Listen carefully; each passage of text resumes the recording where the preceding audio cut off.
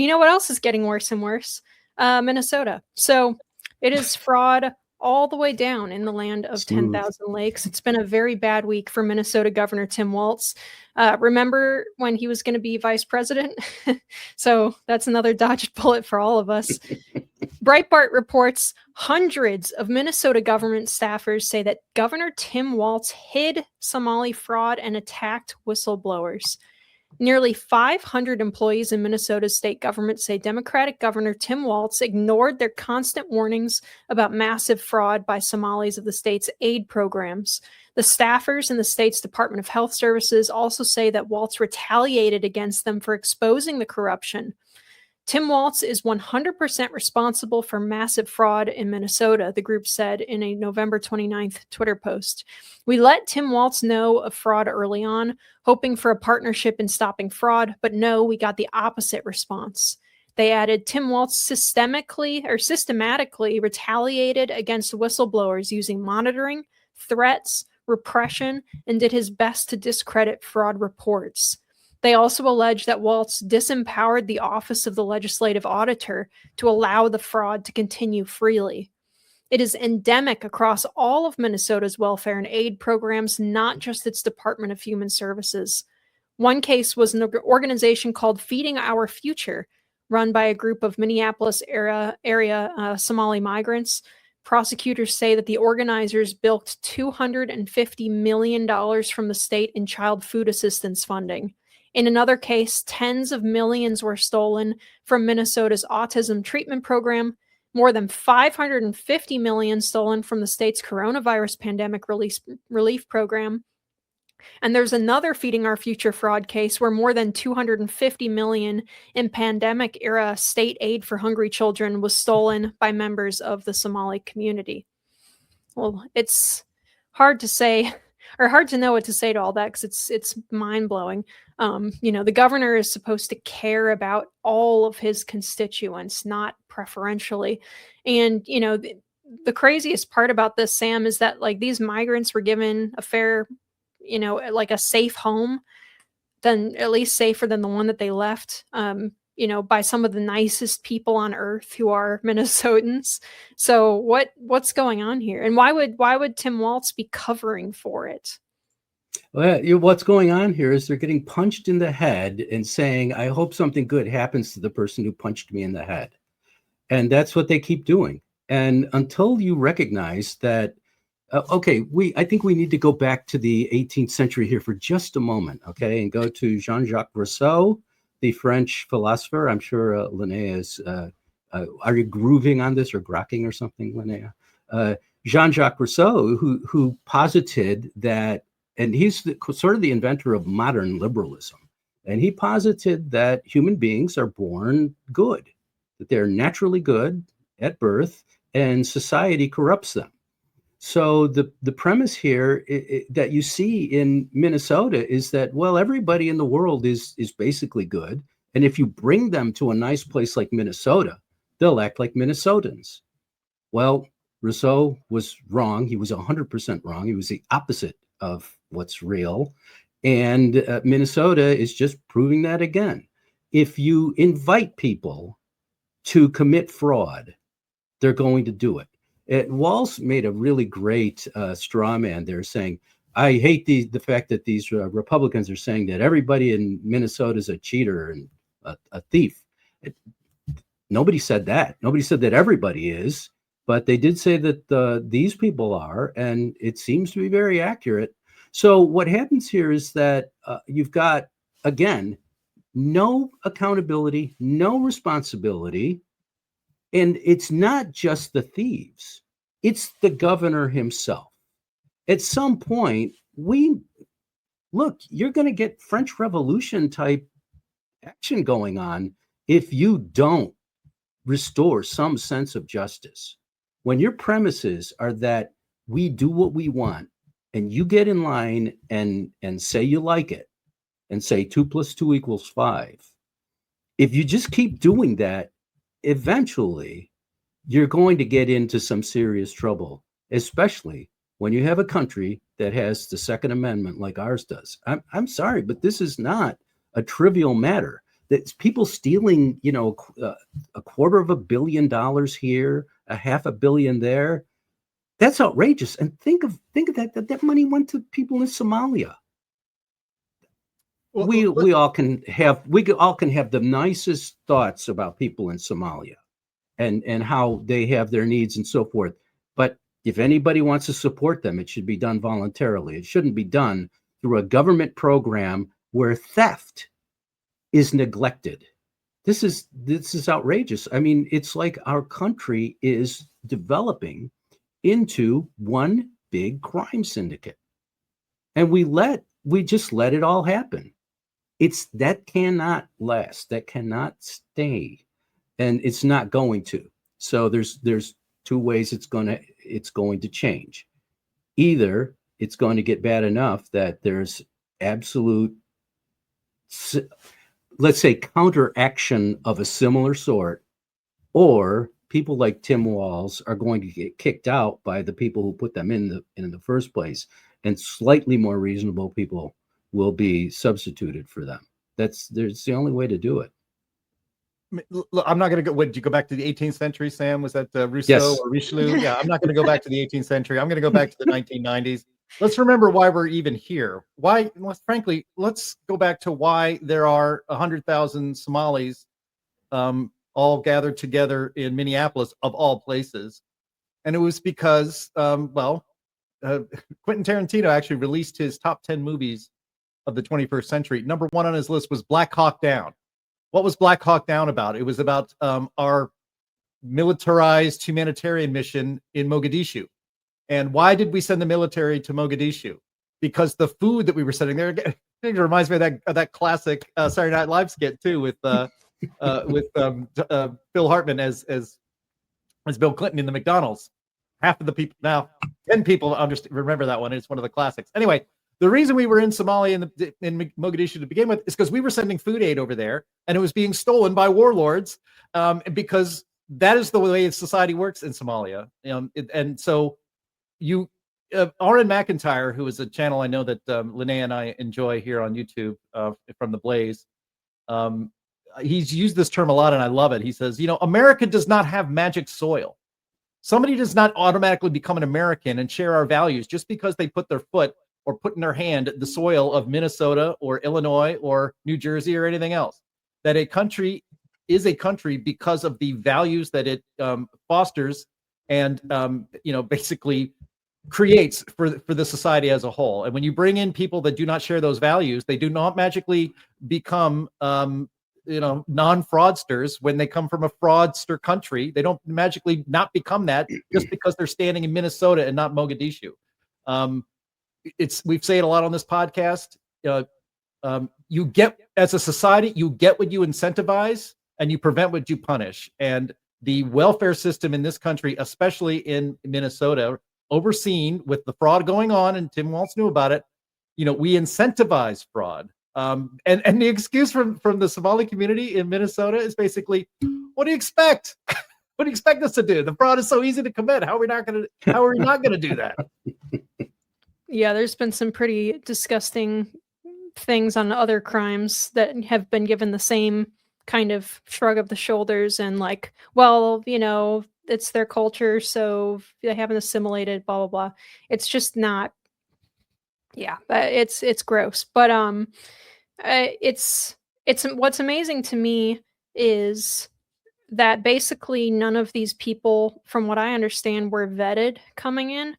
So to think that, you're going to let in 100,000 people from a country that was torn apart in war and crime and some of the most like horrifying human rights and like just abuses and stuff that you could possibly imagine, and just say, we're going to let a whole bunch of them over here, and imagine that some of the, like a lot of the bad ones would want to come over here too and sneak in and be part of the very generous setup that Minnesota welcomed them to. It's crazy. And we don't have to.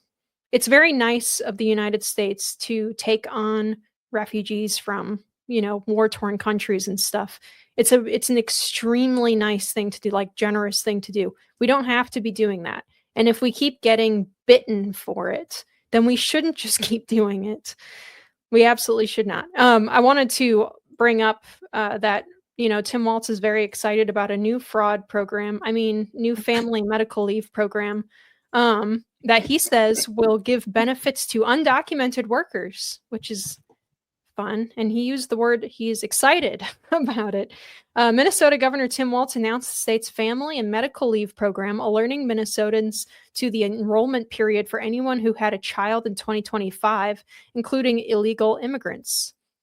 During a press conference, Tim Walz praised the program, saying that he was excited about it.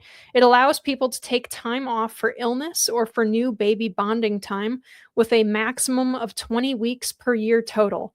The program is funded by an increase in payroll taxes to be paid by employees and employers and was passed into law in 2023. The Minnesota Chamber of Commerce states that almost all employers in Minnesota are required to participate. Therefore, most people who work in Minnesota, whether it's full-time, part-time, temp work, hourly, seasonally, or more than one job, are covered. Seasonally. I just have to pause there for a second. You are covered for paternity leave, maternity leave, if you are a seasonal worker. That's crazy. Undocumented workers, that's crazy. Youth workers, that's unfortunate. And new workers are also covered. Jim, you had a really good critique of this plan for the remote worker angle. Could you articulate that for our audience here? Yeah, well, I'll try. So the law is written, and Tim Walz is so proud of it. It's like, so a remote worker is also covered. So let's say you work, let's say you're a laptop jockey and you live in Minneapolis and you're working for a company where you code or you write or you manage people via email, and you have a company in Illinois, say, and we need somebody to do that kind of work for us. But I'm not going to hire somebody from Minnesota now, but this law in place, because what will happen is that even though my business is not located in Minnesota, because I've hired somebody who does at least 50% of their work while residing in Minnesota, they are covered by this law. So they could get basically a doctor's note that says I have to take care of a sick relative, or I'm on maternity leave, and then this person is going to be gone for 5 months. So now I have to go find another person. And so the whole idea, actually, just from the basics of the law, that your payroll taxes are now more expensive in Minnesota, so it's now become a lot more expensive to hire and start a business in Minnesota. But even though that's supposedly covered and it will be taken advantage of, and it'll go 100 times over budget. But now I have to hire a person to replace that person that I just hired in Minnesota for the next 5 months, and I have to pay that person. I am definitely now not hiring anybody in Minnesota. And then once I can fire this person, and who knows how legal that will be, when they come back to work after 5 months, I have to fire the person. I have to let go of the person I brought in to replace this person. No matter how good this person is, I have to get rid of them and bring back this person who just abandoned me for 5 months. I am never hiring anybody in Minnesota to do any remote work ever. Never, ever, ever, as long as this law is in place. So it's basically the never hire anybody in Minnesota to do remote work act of 2025, because you would be an absolute idiot for hiring anybody. And also this law, if you had a choice between hiring somebody remote or not, who is a young single man or a 31-year-old married woman, who would you hire if you wanted to make sure that this person stayed in the job? Because maternity leave of 5 months is a lot, and it would be mandatory. Oh, but don't worry, Jim. It's not just for the mother. It's for the father too. Oh, that's right. It is for the father too. Again, I said single. I would hire nothing but 24-year-old single men who don't date and just play video games all day. That would be the safest hire of all in Minnesota. That's you just tying this to the fraud issue, though, this is so obviously ripe for fraud, though. Say you're a seasonal employee, and you all of a sudden claim that you have to take paternity leave or maternity leave for 20 weeks during your seasonal job. You're just getting paid to not work that whole time. Seasonal. Absolutely right. But you're not getting paid not to work. You know why? Because this law is going to work just like minimum wage laws, which is it will just end employment at the margin. So if you're not somebody that is absolutely critical to an operation that is somehow absolutely critical to people in Minnesota who will put up money for it, then you're done. You're out. You're not going to be working. So what happens here is that if you look at how minimum wage laws work, the kids in high school, for example, they can't get jobs anymore. And people complain about, well, people in college, they should be working. They should support themselves and pay their tuition by working. You can't get jobs. You can't get jobs unless you're some sort of really critical, important worker who brings a whole lot to the table. So what this does is it makes it extremely expensive and extremely risky to hire people. Well, guess what? If you cannot hire people, you can't have an operation. You can't have a business. You need human beings to do that. We can talk about AI all you want. You need human beings. So what's going to happen is that the economy of Minnesota is going to shrink and shrink and shrink, and people are going to leave and leave and leave, and Iowa and Wyoming and North Dakota will become more populous, and Minnesota will just turn into, guess what? Mogadishu. Wyoming is full. No, nobody's allowed to move to Wyoming. Sorry, Linnea. Well, yeah, I'll tell you. So, we got a little bit into the fraud that's happening in Minneapolis in the Somali community, and it's when the New York Times is finally forced to write the story and about the Somali community fraud, broad fraud, and we're talking $1 billion at least. That's the tip of the iceberg, and their scams were not even that creative. They were basically, when the law says that you can set up a nonprofit or a corporation and collect money from the government to service autistic children or distribute food, and the state is completely uninterested in making sure that you're an actual organization that actually exists and actually does things and not just a complete scam, it's going to continue to grow. And that's exactly what happened with the Somali scams in Minneapolis. So I'm going to suggest a great way to scam this system. And I know I'm not going to be giving the scammers in Minnesota any ideas because they've already thought about this and 5 things better than it. But under this law, this would be a fantastic way to scam it. So you get hired because it applies to part-time people, right? So apply to a place, get a job part-time. After 2 weeks, say, get a note from your doctor, and they can be in on the scam, saying that I need to take care of a sick relative. Can we see a picture of the sick relative? No, you can't. That would be invasive of my privacy. But here's the note from the doctor. And so now I get 5 months of paid leave. Thank you very much.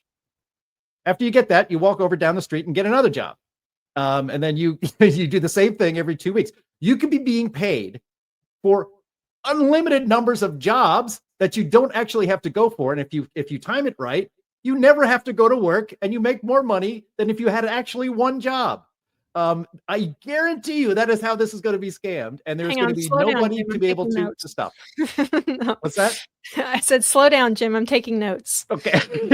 I'll put it on. But that's why no one will get hired and business will just evaporate. Yeah. Well, I mean, why work when scamming the system is this easy? And again, this is not to say that people don't need and deserve and require time off to take care of a sick spouse or mother. Or obviously, every business has maternity leave of different sizes and different arrangements. But it's the idea that it's a one size fit all, and it's mandatory for every business to do it exactly this way. And it doesn't matter. We're going to charge you. We're going to tax you, but we will handle all the money. Don't you worry, because we're the state and we know what we're doing. People should be able to enter into voluntary arrangements with their employers in this way. there's an incentive for employers to offer good benefits in order to attract and keep the best workers. That's an expensive endeavor for businesses, but it's worth it if they get the right talent. When you take all of that incentive away and actually incentivize fraud, you're going to get fraud on a massive scale, and it's guaranteed to happen in this case. I still kind of can't get over, though, how, the report from employees at the state are saying that they tried to blow the whistle on this. They were saying, hey, all this paperwork is wrong. These people haven't actually proved that these businesses exist. Should we be checking on this? And Tim Walz in his office is threatening people with firing them, threatening them who knows what other ways. They didn't give too many specifics in their report, in their whistleblowing reports, to the point where 500 state employees have come forward to say that they've witnessed this. I think that's probably grounds for some kind of a real investigation, right? And to get Tim Walz taken out of office, I would think. Impeachment at a minimum and criminal investigation at the very least. If we didn't live in crazy town, which right, it's torches and pitchforks time over there.